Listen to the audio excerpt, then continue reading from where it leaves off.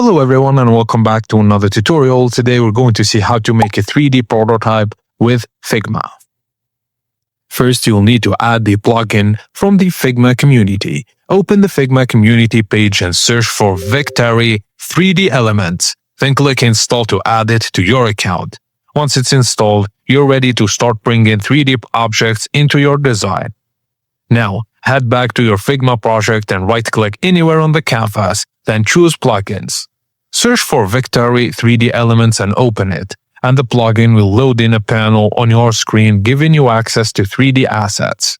Now the plugin gives you a few different ways to bring in 3D visuals. Pick something from the free 3D library inside the plugin and import the Victory 3D element download link, or pull 3D assets from your Victory account if you already use their platform, and browse the options, then choose the 3D mockup that fits your design.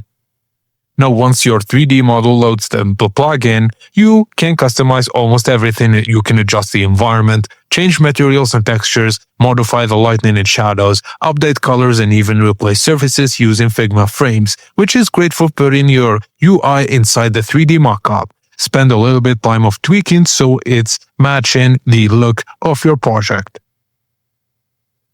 When you're happy with what you have 3D mockup looks, just click Export Image in the plugin, and the finished 3D render will be added directly to your Figma file. From there, you can position it inside your design, combine it with UI screens, or use it as part of a larger prototype. And that's it, guys. As simple as that. Thank you for watching, and please don't forget to like and subscribe for more tips and tricks like this.